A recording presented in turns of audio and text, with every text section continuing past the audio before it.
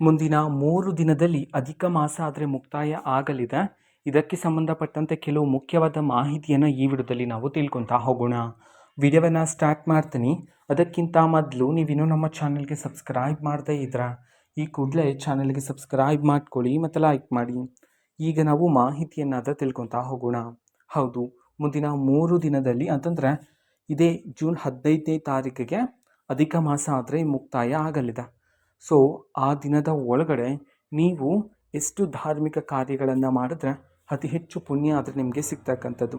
ಹೌದು, ಅಧಿಕ ಮಾಸದಲ್ಲಿ ಯಾರೂ ಸಹ ಶುಭ ಕಾರ್ಯಗಳನ್ನು ಮಾಡೋದಿಲ್ಲ, ಓಕೆನಾ. ಸೊ ಆದರೆ ಇದೇ ಒಂದು ಅಧಿಕ ಮಾಸದಲ್ಲಿ ನೀವು ಹೆಚ್ಚು ಪೂಜೆಗಳನ್ನು ಮಾಡ್ತಿರೋ, ಹೆಚ್ಚು ಧಾರ್ಮಿಕ ಕೆಲಸಗಳನ್ನು ಮಾಡ್ತಿರೋ, ಅತಿ ಹೆಚ್ಚು ಪುಣ್ಯ ಸಿಗ್ತಕ್ಕಂತಹ ಕಾಲನೇ ಇದು ಅಧಿಕ ಮಾಸದ ಕಾಲ ಅಂತ ಕರೆಯಲಾಗುತ್ತೆ. ಪುರಾಣಗಳಲ್ಲೂ ಸಹ ಉಲ್ಲೇಖಿಸಲಾಗಿದೆ.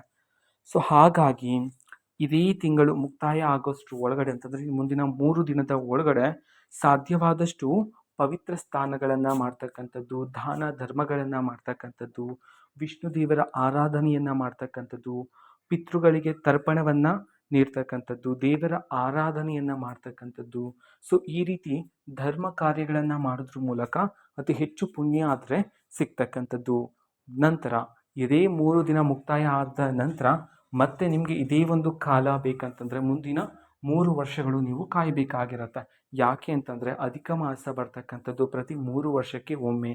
ಆ ಕಾರಣದಿಂದಾಗಿ ನೀವು ಮುಂದಿನ 3 ದಿನ ಇದೆ. ಸೊ ಇನ್ನೂ ಸಹ ಯಾರಾದರೂ ಆಚರಣೆ ಅಥವಾ ಧರ್ಮ ಕಾರ್ಯಗಳನ್ನು ಮಾಡಬೇಕು ಅಂತಿದ್ದು ಮಾಡಿಲ್ಲ ಅಂತಂದರೆ ಈ 3 ದಿನದ ಒಳಗಡೆ ನೀವು ಈ ಒಂದು ಧರ್ಮ ಕಾರ್ಯಗಳನ್ನು ಮಾಡ್ಬೋದಾಗಿರುತ್ತೆ. ಇದು ಇವತ್ತಿನ ಒಂದು ವಿಡಿಯೋ. ಮಾಹಿತಿ ಇಷ್ಟ ಆಗಿದ್ರೆ ನಿಮ್ಮ ಫ್ರೆಂಡ್ಸ್ ಆ್ಯಂಡ್ ಫ್ಯಾಮಿಲಿ ಮೆಂಬರ್ಸ್ಗೂ ಸಹ ವಿಡಿಯೋವನ್ನು ಶೇರ್ ಮಾಡಿ, ಜೊತೆಗೆ ಚಾನಲ್ಗೆ ಸಬ್ಸ್ಕ್ರೈಬ್ ಮಾಡಿಕೊಂಡು ಸಪೋರ್ಟ್ ಮಾಡಿ. Thank you, bye.